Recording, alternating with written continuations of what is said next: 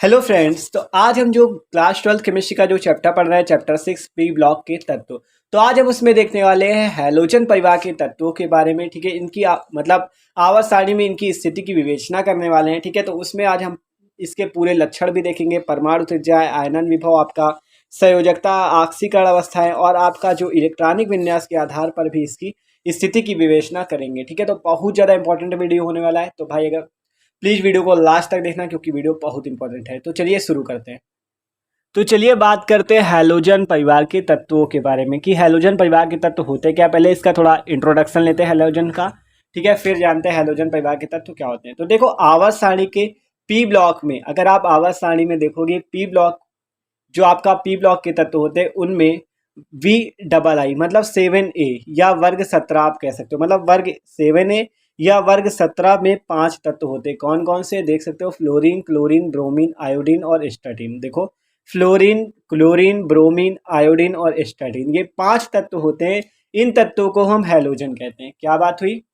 आवर्त सारणी के पी ब्लॉक में वर्ग 7A वर्ग 17 में 5 तत्व हैं, फ्लोरीन, क्लोरीन, ब्रोमीन, आयोडीन और स्टैटिन। इन तत्वों को हम हैलोजन परिवार के तत्व कहते हैं। अगर आपको इनके परमाणु क्रमांक याद करने हैं तो आपको सिंपली कुछ नहीं करना है। यहाँ पे देखो, आपको पहले वाले का याद कर लेना, 9 होता है। ठीक है, पहले वाले का बस याद करो और फिर क्या करो, उस पर +8 जोड़ दो तो आपको 17 मिल जाएगा। फिर आप उस पर +18 जोड़ दो, आपको 35 मिल जाएगा। फिर 18 जोड़ दो तो आपको 53 मिल जाएगा और 32 जोड़ दोगे तो आपको 85 या 85 मिल जाएगा। तो आपको क्या करना है, आप इतना याद रखो, 8, 18, 18, 32। ठीक है, तो आपको पहले वाले का याद रखना है, बाद में फिर आपको 8 जोड़ना है, 9, 8, 17। फिर 17 में 18 जोड़ोगे, 17, 8, 25, 10, 35 हो जाएगा। फिर 18 जोड़ोगे, 25, 8, 33 और 10 आपका, ठीक है, 35, 8, 43, 10, 53 हो जाएगा और 32 जोड़ दोगे तो 85। तो क्या करना है, 8, 18, 18, 32 इनको जोड़ देना है। आपको इनके सारे तत्वों के इलेक्ट्रॉनिक विन्यास याद करने की जरूरत ही नहीं है। ठीक है, तो देखा हैलोजन परिवार के तत्व। आप देखते हैं इनका नाम हैलोजन कैसे पड़ा।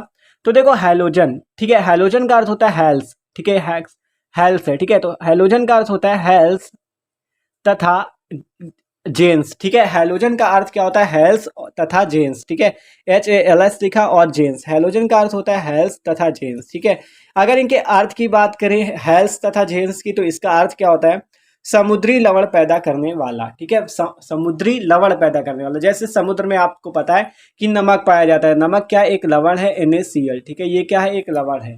ठीक है, तो समुद्री लवण पैदा करने वाले को हम हैलोजन कहते हैं।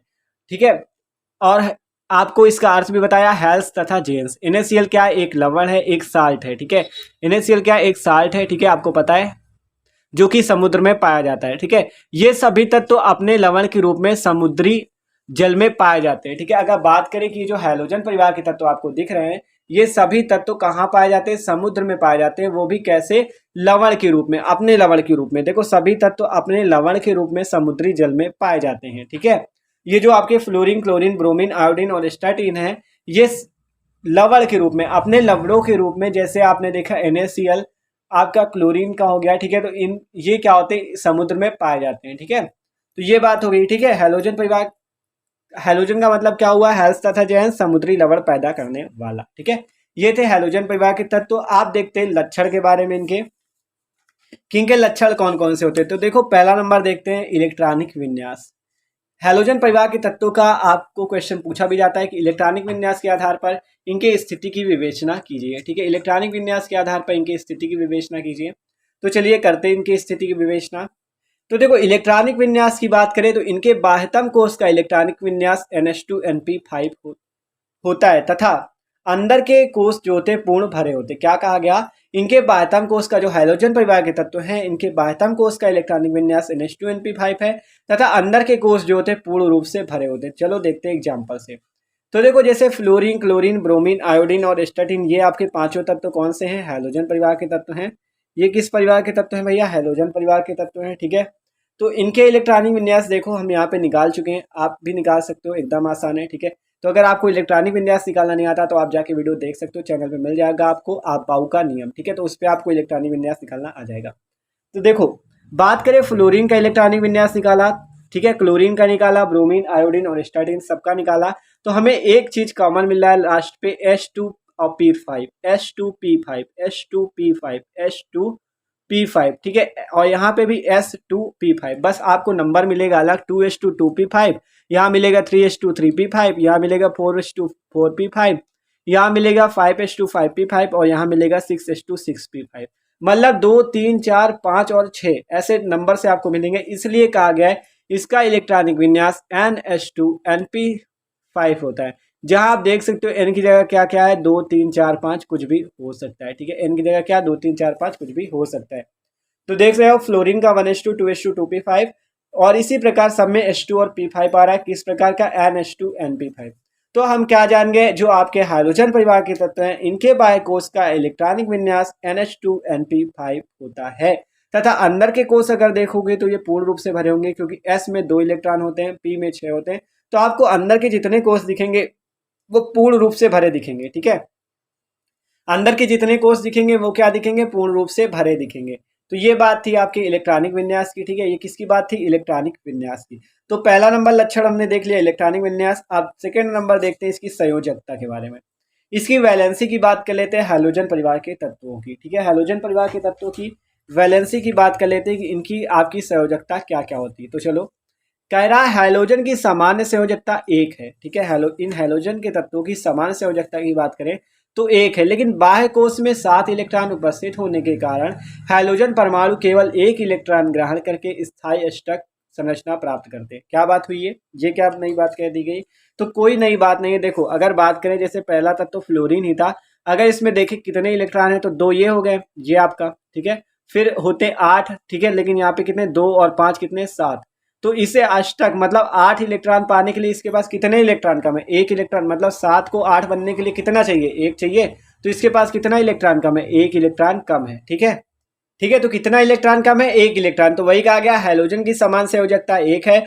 बाह्य कोश में कितने इलेक्ट्रॉन, इसमें 7, हमने बताया आपको बाह्य कोश जो बाहरी कोश है इसमें कितने इलेक्ट्रॉन है, 7। हाइड्रोजन परमाणु केवल 1 इलेक्ट्रॉन ग्रहण करके स्थायी अष्टक प्राप्त करते हैं। आपको पता है 7 से 8 मतलब 8 का मतलब अष्टक पूरा करने के लिए इसको कितने इलेक्ट्रॉन चाहिए, 1 इलेक्ट्रॉन चाहिए। तो वही बात कही गई कि इसकी संयोजकता 1 होती है। बाह्य कोश में 7 इलेक्ट्रॉन उपस्थित होने के कारण हाइड्रोजन परमाणु केवल 1 इलेक्ट्रॉन ग्रहण करके स्थायी अष्टक संरचना प्राप्त कर लेते हैं, ठीक है। आप बात करें इसकी ऑक्सीकरण अवस्था की, ऑक्सीडेशन स्टेट्स की, तो देखो अगर बात करें इसकी जो आपका फ्लोरीन नामक तत्व है पहला, अगर इसकी ऑक्सीकरण अवस्था की बात करें तो अगर देखो फ्लोरीन की उसके सभी यौगिकों में ऑक्सीकरण संख्या या अवस्था -1 होती है। अगर फ्लोरीन की बात करें कि तो उसके जो सारे यौगिक होते हैं उसमें अगर आप फ्लोरीन की ऑक्सीकरण अवस्था देखोगे तो आपको -1 मिलेगी, ठीक है।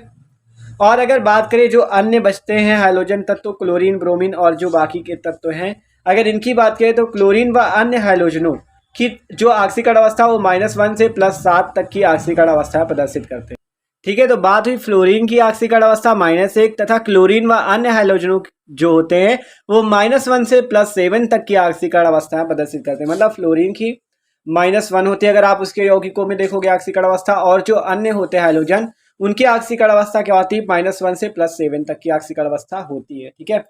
तो ये बात हो गई संयोजकता और ऑक्सीकरण अवस्था की। अब इसका आयनन विभव देख लेते हैं और परमाणु त्रिज्या की बात कर लेते हैं, ठीक है।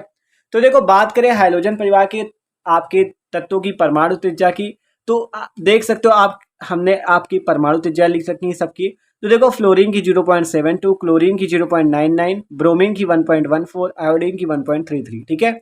वो भी किस चीज में दी गई है, आपकी मीटर सेंटीमीटर में नहीं, ये एंगस्ट्रॉम में है, जहां 1 एंगस्ट्रॉम बराबर 10 की पावर -10 मीटर होता है, ठीक है। 1 एंगस्ट्रॉम बराबर 10 की पावर -10 मीटर, ठीक है। तो एंगस्ट्रॉम में आपकी परमाणु त्रिज्या दी गई है। कहा गया उपवर्ग में अपन अगर आप क्या करते हो नीचे की ओर जाते हो तो आपको परमाणु त्रिज्या बढ़ती हुई दिखेंगी। तो देखो अगर बात करें क्या बात हुई है इस पे, तो देखो हमारा ऊपर गया है fluorine, chlorine, bromine, iodine, statin. अगर इस पे आप नीचे की ओर जाओगे तो आपको परमाणु त्रिज्या बढ़ती हुई दिखेंगी, ये बात कही गई। तो देखो फ्लोरीन की जैसे आप अगर इधर से नीचे की ओर जाओगे तो आपको क्या दिख रहा है, परमाणु त्रिज्या बढ़ती जा रही है, 0.72, फिर 0.99, फिर 1.14, फिर 1.33। तो क्या देख रहे हैं हम लोग, परमाणु त्रिज्या क्या हो रही है, बढ़ती चली जा रही है, परमाणु त्रिज्या क्या हो रही है, बढ़ती चली जा रही है। तो हम क्या कह सकते हैं इससे कि अगर आप उपवर्ग में नीचे से मतलब ऊपर से अगर आप नीचे की ओर बढ़ते हो तो आपको परमाणु त्रिज्या बढ़ती दिखेंगी। तो वही कहा गया, उपवर्ग में नीचे की ओर जाने पर परमाणु त्रिज्या बढ़ती हुई दिखाई देती है। आप बात करें आयनन विभव की, आयनन विभव क्या होते हैं, तो उपवर्ग में नीचे की ओर जाने पर आयनन विभव घटते हैं। तो देखो देखते हैं कैसे घटते हैं। तो देखो हमने आयनन विभव लिख रखे हैं इलेक्ट्रॉन वोल्ट पे, ठीक है, इलेक्ट्रॉन वोल्ट पे लिख रखे हैं। फ्लोरीन का 17.4 इलेक्ट्रॉन वोल्ट, क्लोरीन का 13.0 इलेक्ट्रॉन वोल्ट, ब्रोमीन का 11.8 इलेक्ट्रॉन वोल्ट, आयोडीन का 10.4 इलेक्ट्रॉन वोल्ट। अगर इनके आयनन विभव की बात करें तो आप क्या देख रहे हो, आयनन विभव घटता चला जा रहा है, 17, 13, 11, 10। तो आयनन विभव क्या हो रहा है, घटता चला जा रहा है। तो आप कह सकते हो सिंपली कि आप उपवर्ग में अगर देखोगे तो आपको नीचे से मतलब सॉरी, अगर आप ऊपर से नीचे आते हो तो आपको आयनन विभव घटता दिखेगा। तो उपवर्ग में नीचे की ओर जाने पर आयनन विभव घटते हैं। अगर नीचे की ओर आप जाओगे तो आयनन विभव आपको घटते हुए दिखेंगे, आप देख सकते हो प्रैक्टिकली, ठीक है। और परमाणु त्रिज्या क्या बढ़ती हुई दिखेंगी। तो ये बात देख सकते हो, ये थी हैलोजन परिवार के तत्वों की बातें, जिसमें हमने संयोजकता, ऑक्सीकरण अवस्था, परमाणु त्रिज्या, आयनन विभव, ठीक है, ये सारी चीजें देखी। इलेक्ट्रॉनिक विन्यास के आधार पर भी देख लिया कैसे इनकी स्थिति की विवेचना की जाती है। तो ये बात थी भैया हैलोजन परिवार के तत्वों की, ठीक है। इसके पहले वाले वीडियोज भी आपको प्लेलिस्ट पे मिल जाएंगे, जिसपे ऑक्सीजन परिवार के तत्व, नाइट्रोजन परिवार के तत्व सारे हम देख चुके हैं, ठीक है। तो अगर वीडियो अच्छा लगा तो प्लीज वीडियो को लाइक जरूर कर दीजिएगा। Okay, thanks for watching this video.